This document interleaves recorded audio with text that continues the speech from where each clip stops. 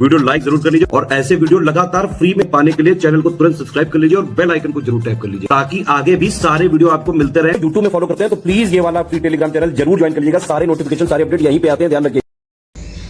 आपकी मुख्य परीक्षा के लिए मॉक टेस्ट की हमारी श्रृंखला ये चल रही थी और मुख्य परीक्षा के ये सामान्य हिंदी के फुल लेंथ मॉक है।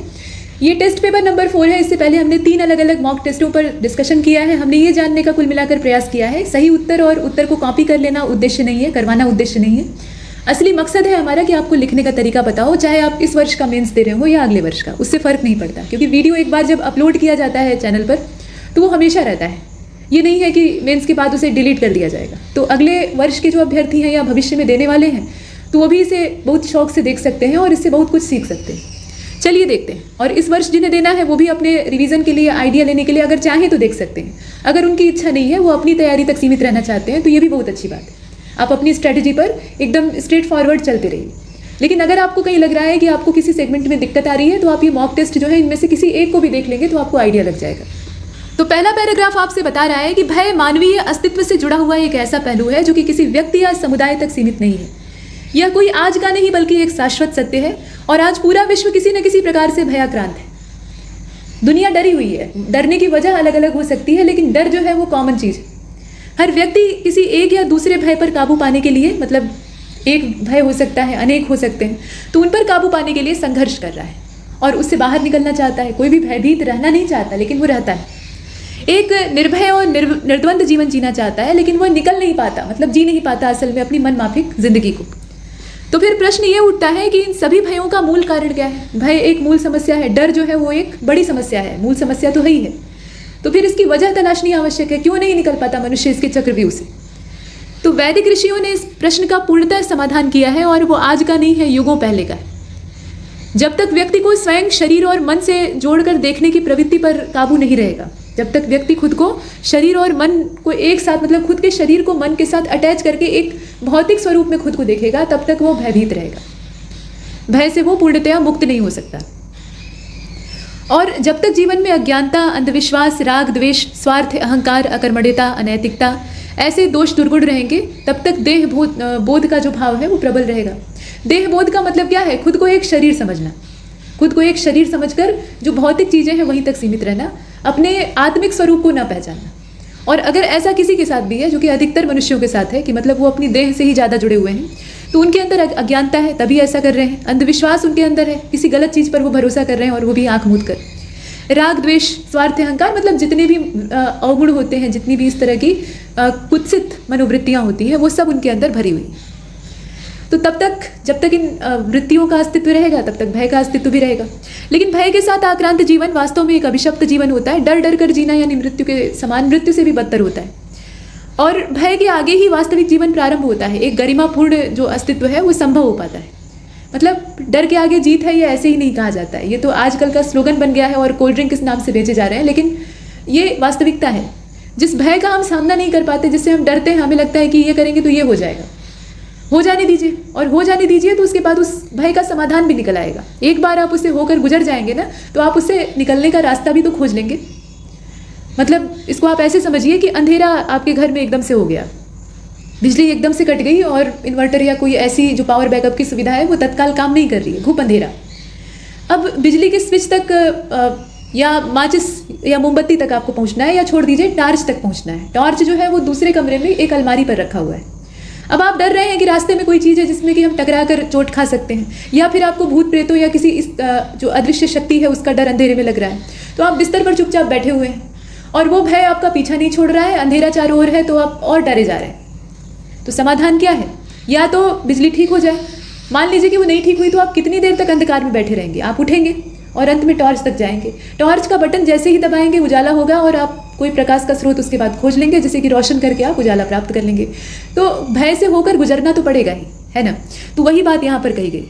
स्वामी विवेकानंद के शब्दों में भय एक कमजोरी, दुर्बलता या कायरता के समान पाप है। मतलब जैसे कमजोरी, दुर्बलता या कायरता बात एक है, तो ये जैसे एक शारीरिक पाप है या मानसिक पाप है, वैसे ही भय भी एक पाप है। डरना असल में गुनाह है, ये विवेकानंद का कहना था। भय सबसे बड़ा अंधविश्वास है। ये वास्तव में होता नहीं है। भय ही मृत्यु है। जो डर गया सो मर गया। नर्क है, अधर्म है। डर ही तो हमें अधर्म करने के लिए विवश करता है। कोई भी अपनी खुशी से या प्रसन्न मन से अधर्म नहीं करना चाहता है, किसी न किसी चीज़ का उसे डर सताता है, तब जाकर वो अधर्म करता है।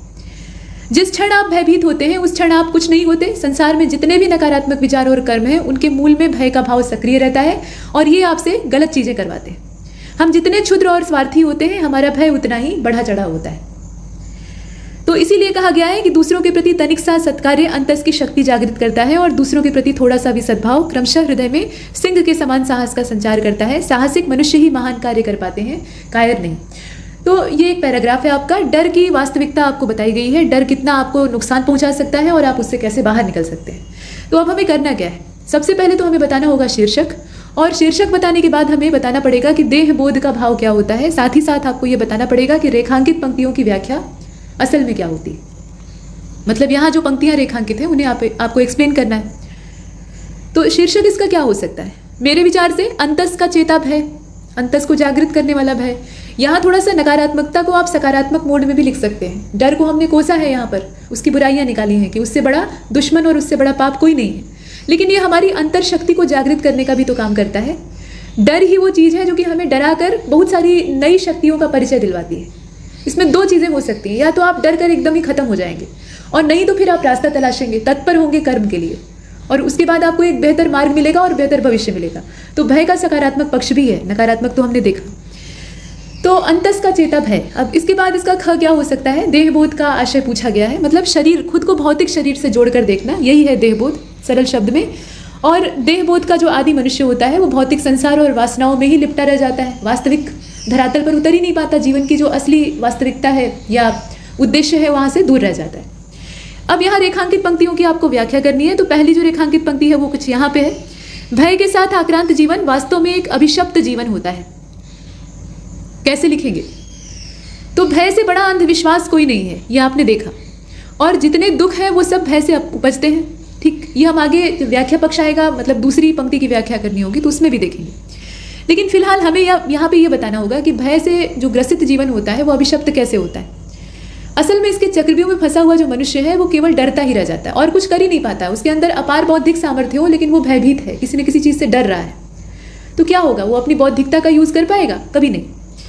भय को माफ कीजिएगा, भय को यदि सकारात्मक रूप में लिया जाए तो यह हमारा जो कर्म होता है, या आप कह लीजिए कि कर्म पथ या कर्म के लिए जो हमारी प्रवृत्ति होती है उसको द्रुत कर देता है, तेज कर देता है।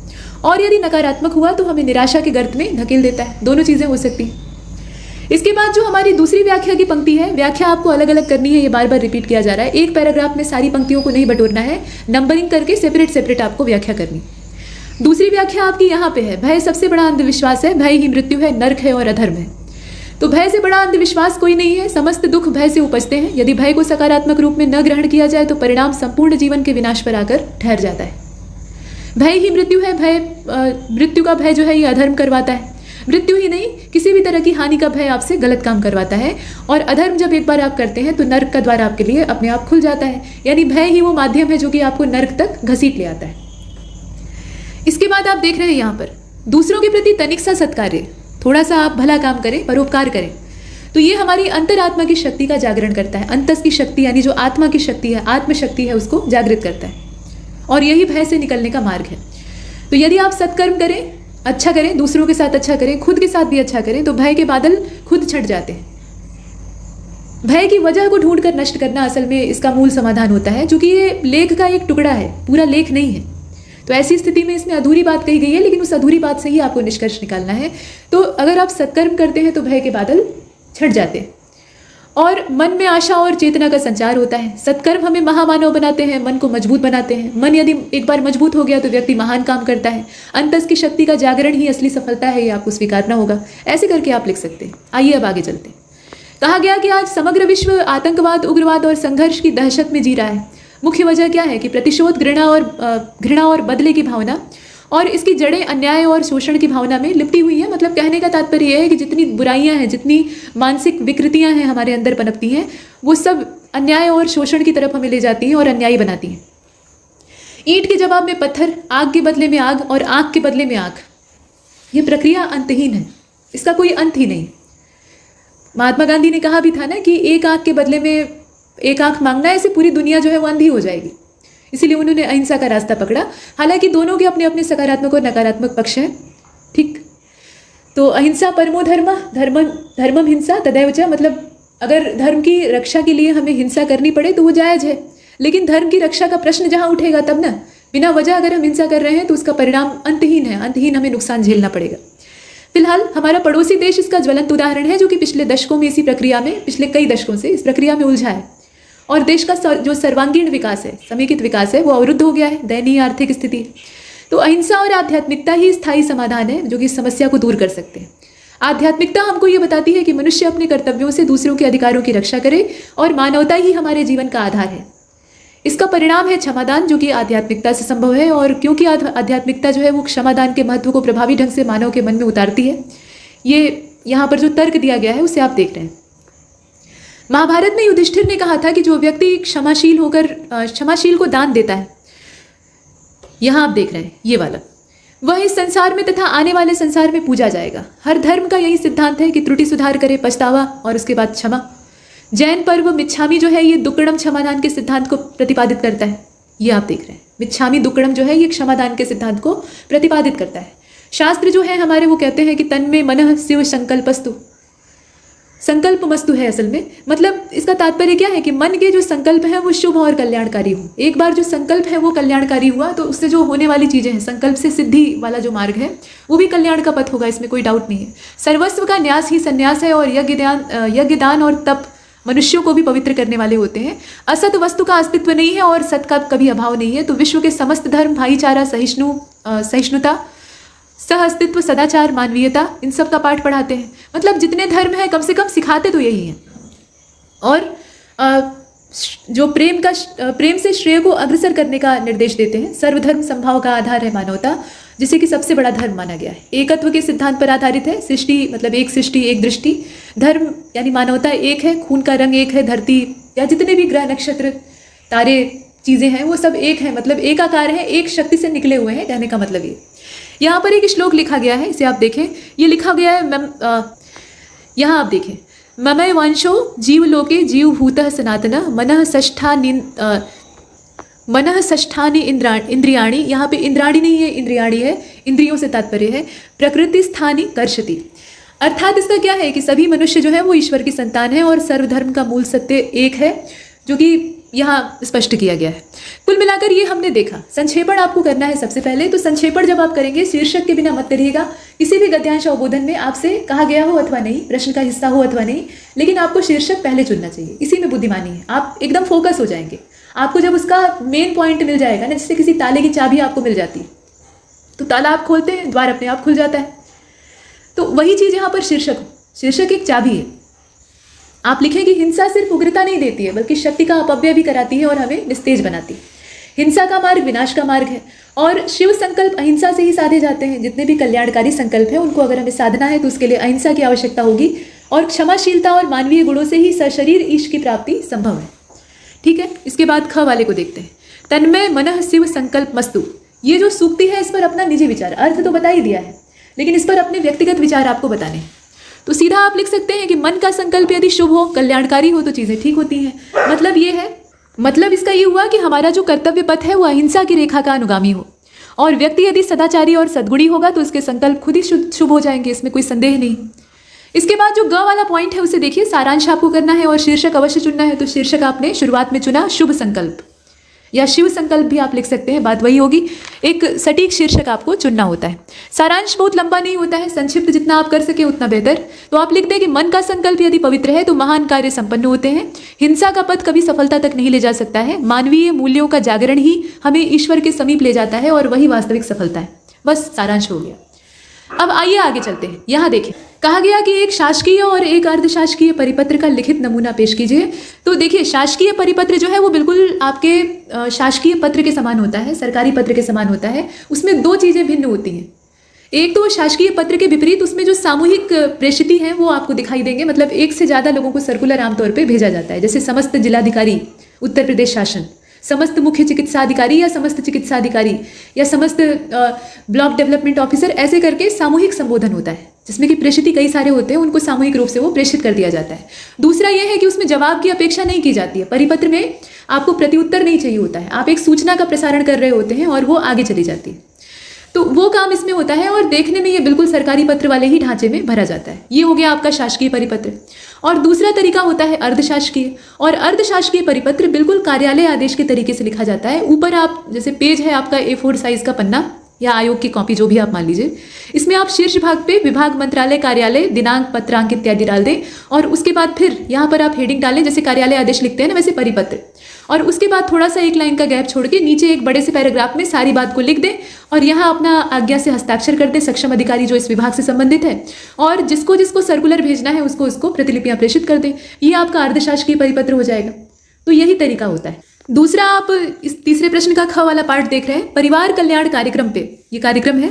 इस पर वित्तीय वर्ष 2022-23 में जो खर्चा हुआ था उसके प्रकाश में या उसके संदर्भ में केंद्रीय सहायता की स्वीकृति हेतु आपको पत्र प्रेषित करना है।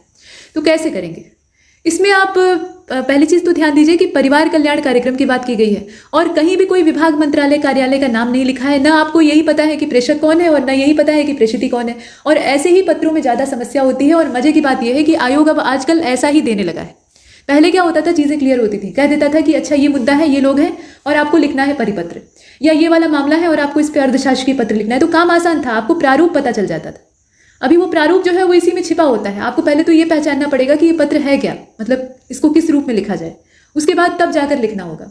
तो इसमें आप देखें ध्यान से, ज़्यादातर जो इस तरह के गोपनीय टाइप के आपको प्रश्न दिखाई देते हैं जिसमें कुछ भी स्पष्ट नहीं होता है, तो ज़्यादा संभावना होती है कि उनको लिखने का लहजा सरकारी ही होगा। ठीक है, अधिकतर उसमें से, ये नहीं कहा जा रहा है कि सारे, मैक्सिमम उसमें से जो होते हैं वो शासकीय शैली में ही लिखे जाते हैं। ये एक छोटी सी ट्रिक है जो कि आपके लिए मददगार सिद्ध हो सकती है। आइए अब इसको देखते हैं। अब इसे भी हमें असल में सरकारी शैली में ही लिखना है, क्योंकि कुछ भी यहाँ स्पष्ट नहीं हो रहा है, मतलब ये पता ही नहीं चल रहा है कि इसे हम कैसे लिखें। हाँ, ये पता चल रहा है कि इसे औपचारिकता के साथ लिखना होगा, क्योंकि ये मामला जो है ये ऑफिशियल है, इसमें व्यक्तिगत वार्तालाप का कोई स्थान नहीं है, तो ये अर्धशासकीय इत्यादि नहीं हो सकता है। अब इसमें ध्यान से देखिए, परिवार कल्याण कार्यक्रम, यहीं पर आपका हिंट छिपा हुआ है और आपको क्या करना है, वहाँ जो खर्चा हुआ है उसके संबंध में केंद्रीय सहायता की स्वीकृति चाहिए और उसी के लिए आप पत्र लिख रहे हैं। तो केंद्र में आप किसको लिखेंगे? केंद्र में आप अगर आर्थिक सहायता मांग रहे हैं तो आप पहले गृह मंत्रालय से संपर्क करेंगे, और इसीलिए यहाँ पर सचिव स्तर और निदेशक स्तर की वार्तालाप आप लिख सकते हैं। तो प्रेषक के तौर पर आप लिख दीजिए। पहली चीज़ तो ये कि ये जो परिवार कल्याण कार्यक्रम है इसको चिकित्सा और स्वास्थ्य विभाग के माध्यम से या उसी के सौजन्य से चलाया जाता है। तो आपको ये पता होना चाहिए, यहाँ थोड़ा सा आपका जो जीएस का नॉलेज है वो भी चेक हो रहा है। आपको ये मालूम होना चाहिए कि कौन सा कार्यक्रम कौन सा मंत्रालय चला रहा है, किस मंत्रालय के कार्य क्षेत्र में वो आता है। तो ये चिकित्सा और स्वास्थ्य विभाग है, आप इसमें ऐसे लिखेंगे। बाकी शासकीय पत्र आप लिखना जानते हैं। शासकीय पत्र संख्या जो भी है, काल्पनिक पत्र संख्या आप डाल लीजिए ऊपर, एकदम ऊपर बीचों बीच, ये बीच का मामला है। और उसके बाद चिकित्सा और स्वास्थ्य विभाग, यहाँ स्थान का नाम, दिनांक डाल दीजिए। ये आपका मास्ट हेड हो जाएगा, यानी एकदम ऊपर टॉप पे आप इसको लिख देंगे। अब उसके बाद आप बाएं साइड में नीचे आ जाइए, लिख दीजिए प्रेषक। और प्रेषक कौन हो जाएगा? अपर निदेशक हो सकते हैं, सचिव भी हो सकते हैं, लेकिन यहाँ पर चूंकि बड़ा मामला है तो इसमें अपर निदेशक स्वास्थ्य एवं परिवार कल्याण, और उसके बाद यहाँ प्रेषक आपका हो गया। प्रेषित कौन हो जाएगा? तो सेवा में। अब सेवा में कौन होंगे? तो गृह सचिव होंगे, अनुभाग 1, या ऐसे आप थोड़ा सा उसमें जोड़ सकते हैं, गृह मंत्रालय, भारत सरकार। तो काम आपका क्लियर हो गया। अब यहाँ विषय आपको पता ही है, तो विषय यही है कि वित्तीय वर्ष जो 2022-23 का था उसमें ये जो कार्यक्रम है इसके व्यय के संदर्भ में आपको और सहायता की आवश्यकता है। मतलब कार्यक्रम का कार्यान्वयन हो रहा था, बजट आवंटन उसके लिए हुआ था, लेकिन आपको अतिरिक्त धनराशि चाहिए और उसी के लिए आप प्रार्थना कर रहे हैं। तो आप लिखेंगे कि महोदय, स्वास्थ्य और परिवार कल्याण एक जनहित का ज्वलंत मामला होने के साथ साथ प्रशासनिक प्रतिबद्धता में भी हमारी प्राथमिकता में रहा है। थोड़े अच्छे शब्दों का, भारी शब्दों का इस्तेमाल करें। प्रदेश स्तर पर परिवार कल्याण कार्यक्रम का संचालन यथा सामर्थ्य, जितनी हमारे पास योग्यता है या सामर्थ्य है, जारी है, परंतु अनुमानित राशि और बजट आवंटन के विपरीत धन का व्यय अपरिहार्य परिस्थितियों में अधिक हो गया। ठीक है, क्योंकि आपका बजट जो है वो बिगड़ चुका है, तभी तो आपको आर्थिक सहायता चाहिए। तो थोड़ा सा यहाँ अपनी बात को अच्छे ढंग से कहने की जरूरत है। और उसके बाद आप पैराग्राफ बदल दीजिएगा। मामला क्या है वो आपने बता दिया, अब आपको करना है निवेदन। तो निवेदन के लिए अगले पैराग्राफ में आप चाहें तो 2 नंबर डाल दें, और नहीं तो ऐसे ही लिख दीजिए। नंबर डाल देंगे तो अच्छा रहेगा। होता यह है ना कि पहले पैराग्राफ में नंबरिंग नहीं की जाती है, लेकिन जो दूसरा पैराग्राफ आप यहाँ से चेंज करते हैं वहाँ से दूसरा, उसके बाद तीसरा बदला तो तीसरा, ऐसे करके नीचे नंबर डाला जाता है। ये शासकीय पत्र में अच्छा लगता है, तो यहाँ आप कर सकते हैं। आप लिखेंगे कि यदि केंद्र की ओर से कुछ पूरक धनराशि जारी कर दी जाए तो प्रदेश की स्वास्थ्य व्यवस्था का संचालन निर्बाध रहेगा, मतलब कार्यक्रम का संचालन असल में निर्बाध रहेगा। अपेक्षित उत्तर की प्रतीक्षा में सादर, और उसके बाद फिर यहाँ दाहिनी ओर अपना हस्ताक्षर पदनाम जैसे लिखा जाता है बिल्कुल वैसे ही ये तरीका होता है। इसके बाद अब देखें विलोम शब्द है, तो विलोम में अब क्या करेंगे, उत्कोच। उत्कोच का मतलब होता है रिश्वत या घूस, तो इसका विलोम हो जाएगा अनुदान। आप घूस ले रहे हैं और अनुदान दे रहे हैं, दोनों अपोजिट चीज है।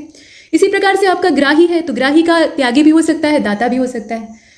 और नवोन्मेषी का हो जाएगा पुरोगामी, है ना। उन्नयन का हो जाएगा अवनमन। अविचल का हो जाएगा विचल, विचलित भी लिख सकते हैं। दुर्जय का सुजय हो जाएगा। अवसान का उदय हो जाएगा। तथापि, यद्यपि का तथापि हो जाएगा। नश्वर का शाश्वत हो जाएगा। कृशांग का क्या होगा, स्थूल हो जाएगा। कृशांग मतलब दुबला पतला। उपसर्ग और प्रत्यय आपको यहाँ अलग करके शब्द बनाने हैं। तो यहाँ दिया हुआ है अक। अक जो है एक प्रत्यय है, और अक से क्या बनेगा, शिक्षक, धावक, ऐसे शब्द बनेंगे। इसके बाद मान है, तो मान से शक्तिमान, दैदीप्यमान, जाज्वल्यमान, ऐसे करके बहुत सारे शब्द हो सकते हैं। इम से क्या हो जाएगा, रक्तिम, स्वर्णिम, इस तरह के जो शब्द हैं वो बनेंगे। ये सब प्रत्यय हो गए। चित्त, अब ये जो चित्त है ना, ये भी आपका क्या है, ये भी प्रत्यय है। उचित, दत्त, चित्त, ऐसे करके, ठीक। इसके बाद आप देखिए इया, ये भी प्रत्यय है। इससे क्या हो जाएगा, रसिया, छलिया, ऐसे शब्द बनेंगे। अब यहाँ आ गया परा, ये सारे जो हैं ये अब यहाँ से उपसर्ग हैं। तो परा से पराभव हो जाएगा, परावर्तन हो जाएगा। और आपको सूझे तो बना लीजिए, दो बना लीजिए, वो पर्याप्त है। इसके बाद अपि है, तो अपि से, हालांकि अपि जो है वो प्रत्यय के रूप में भी काम आता है, ठीक है, जैसे यद्यपि, तो वहां भी आप इस्तेमाल कर सकते थे। और अपि से अपितोषी, अपिरागी जैसे शब्द बनते हैं, जो कि संस्कृत मूल के शब्द हैं, कम आपको दिखाई देते हैं लेकिन असल में होते हैं। तो ये उपसर्ग के तौर पर भी इस्तेमाल हो सकता है। इसके बाद सम है, तो सम से आप लिख दीजिए समकाश है, समकक्ष है, संशय है, ठीक है। और दुर से आप बना लीजिए दुर्जय है, दुर्लभ है, ऐसे। अध से अधखिला, अज्जला, ऐसे शब्द बनेंगे। तो ये आपका हो गया उपसर्ग प्रत्यय। अब इसके बाद वाक्य शोधन आपको करना है, फिर वर्तनी भी हम ठीक करेंगे। तो वाक्य है, शिवानी लिखती जाती है और याद भी करती जाती है। भाई सीधा लिख दीजिए, शिवानी लिखकर याद करती है। इसके बाद आपका दूसरा सेंटेंस है, अतिरेक में मिला उत्साह भयंकर होता है। अतिरेक उत्साह घातक होता है, आपको लिखना था। शब्दों का ठीक चयन यहाँ करना चाहिए था। उसने एक आचार की फैक्ट्री खोली है। पहली चीज, आचार नहीं होता है, आचार होता है। और दूसरी बात यह है कि यहाँ फैक्ट्री खोली है, यानी एक वचन में, तो ये पहले से ही बताया जा रहा है, नहीं तो लिखा होता फैक्ट्रियां खोली। तो एक शब्द तो इसी में छिपा हुआ है, तो आप लिखेंगे कैसे, उसने अचार की एक फैक्ट्री खोली है, और एक भी यहाँ पे निष्प्रयोजन है, तो एक को भी हटा दीजिए। तो आप लिखेंगे उसने अचार की फैक्ट्री खोली है। काम हो गया। पाषाणकालीन मानव का समय कठिनाइयों से परिपूर्ण था, इसको सही करना है आपको। तो आप सीधे सीधे लिखिए, पाषाणकालीन जीवन कठिनाइयों से परिपूर्ण था। जीवन में मानव भी आ जाएगा। अब यहाँ देखिए, बाजार में जाओ तब तुम्हें दाल आटे का भाव पता चलेगा। अब यहाँ जो कहावत संबंधी दोष है, मतलब जैसी लोकोक्ति या मुहावरा होता है, यथावत उसको इस्तेमाल करना चाहिए। तो आटे दाल का भाव पता चलेगा। चलिए सातवां देखते हैं, वर्तनी सुधार लें। अभिज्ञता नहीं होता है, असल में अभिज्ञ होता है। ता प्रत्यय का यहाँ कोई स्थान नहीं है। और ये जो वार्ष्णेय आप लिखा देख रहे हैं ना, यहाँ पे ये ऐसा वाला आधा स नहीं होगा, बल्कि आधा मूर्धन्य श इस्तेमाल होगा। वार्ष्णेय। बर्तुल नहीं होता है, वर्तुल होता है। व रहेगा, ब नहीं रहेगा। नैसर्गिक में देख रहे हैं आपकी मूर्धन्य स यहाँ नहीं, बल्कि सामान्य स होता है। और यावत जीवन नहीं होता है, यावत जीवन होता है, आधा ज रहेगा और उसके बाद फिर पूरा ज रहेगा। इसमें त का इस्तेमाल होता ही नहीं। इसके बाद देखें 8वें नंबर के प्रश्न को। यहाँ आपको वाक्यांश के लिए एक शब्द बताना है। तो कहा गया जो क्षण भर ही टिक सके, क्षणिक होता है, उसको कहा जाता है। जो बुद्धि की सीमा से परे हो, उसको प्रज्ञातीत कहेंगे। प्रज्ञा मतलब होता है बुद्धि। मरुस्थल के बीच में हरा भरा क्षेत्र, कुछ लोग नखलिस्तान कहते हैं, कोई दिक्कत नहीं। और आप मरुद्यान भी लिख सकते हैं, वो भी समस्या नहीं है। शरीर में बना हुआ ऐसा व्रण, व्रण का मतलब घाव, जो कि उपचार के बाद भी ठीक न हो रहा हो, तो इसको कहते हैं नासूर। शकुनी मामा की जांघ में एक नासूर हुआ करता था, और वो प्राकृतिक नहीं था, उन्होंने बनाया था। खंजर गाड़ के अपनी जांघ में उन्होंने घाव बनाया था, ताकि वो टीसता रहे और उन्हें याद रहे कि उन्हें बदला लेना है। इसके बाद देखें 5वें नंबर के वाक्य को। इसका शब्द आपको गढ़ना होगा। कोशिकाओं के अनियंत्रित द्विगुणन से शरीर में उत्पन्न उभार या गांठ। यहां अगर कहा जाता कि कोशिकाओं के अनियंत्रित द्विगुणन से शरीर में उत्पन्न रोग या विकार, तो आप लिखते कर्क रोग यानी कैंसर, कोशिकाओं की विकृति से होता है। लेकिन यहाँ पर उभार या गांठ की बात हो रही है, तो इसको आप क्या लिखेंगे, अर्बुद। अर्बुद माने ट्यूमर, लेकिन ट्यूमर मत लिखिएगा, अर्बुद लिखिएगा हिंदी। अब यहाँ 9वें नंबर के प्रश्न को देखें। मुहावरा लोकोक्ति कुल मिलाकर 10 है। यहाँ जमकर आपको लिखने की आवश्यकता है। पहले अर्थ, उसके बाद वाक्य में प्रयोग। वाक्य में प्रयोग आप स्वतः करेंगे, अर्थ आपको बताया जा रहा है। तो इसमें दिया हुआ है मेढकी को जुकाम हुआ। भाई मेढक को कभी जुकाम हो सकता है, संभव है? तो ये अचंभे वाली या असंभव बात है। भिगो भिगो कर मारना यानी अपमानित करना। अक्सर खेती अक्सर मार, घाघ कहें ये कबू न हार। ठीक है, घाघ एक प्रसिद्ध किसान और कवि थे। हर किसान कवि होता है, इसमें कोई संदेह नहीं है, लेकिन घाघ की कहावतें लोकप्रिय हैं। तो इन्होंने कहा कि अक्सर खेती अक्सर मार, मतलब जो खेती है आगे की जाती है, यानी सारा काम समय से पहले पूरा किया जाता है, या मारपीट भी करनी है तो उसमें भी हम अगर पहले से ही तैयार हैं, कमर कस के आगे पहल कर रहे हैं, तो ऐसे व्यक्ति को हारने की संभावना बहुत कम होती है। ऐसा किसान अच्छी पैदावार करता है और ऐसा जो लड़ाकू है वो जीतता है। कहने का मतलब इसका ये है, पूरा जो आपने यहाँ निष्कर्ष निकाला वो भी तो लिखना होगा, ये तो कहानी हो गई, मतलब कहानी एक्सप्लेन नहीं करनी, हमें अर्थ लिखना है। तो आप क्या लिखेंगे कि काम को समय से पहले पूरा करना ही श्रेयकर होता है। इसके बाद आप देखें घर घाट एक करना, यानी कठिन परिश्रम करना। गढ़ फतेह करना, गढ़ फतेह करने का मतलब है दुष्कर सफलता या बड़ी सफलता प्राप्त करना। दिन गंवाने का मतलब समय की बर्बादी। गच्चा खाना यानी धोखा खाना, गच्चा मतलब धोखा होता है। गाँव का यार, कुछ लोगों ने इसे गाँव का यार समझ लिया था। गाँव मतलब होता है धोखा या स्वार्थ, ठीक है। तो स्वार्थी मनुष्य से तात्पर्य है कि यह व्यक्ति तो गांव का यार है, मतलब जब तक इसका स्वार्थ रहेगा तभी तक ये साथ में चिपका रहेगा। जिसके राम धनी उसे कौन कमी, यानी जिसके साथ ईश्वर है या जिसके सिर पर ईश्वर का हाथ है उसे भला क्या कमी हो सकती है या उसे कोई समस्या नहीं हो सकती। तो ऐसे करके हमने इस मॉक को कंप्लीट किया है। आशा है कि इससे आपको कुछ नया सीखने के लिए मिला होगा। तब तक के लिए नमस्कार।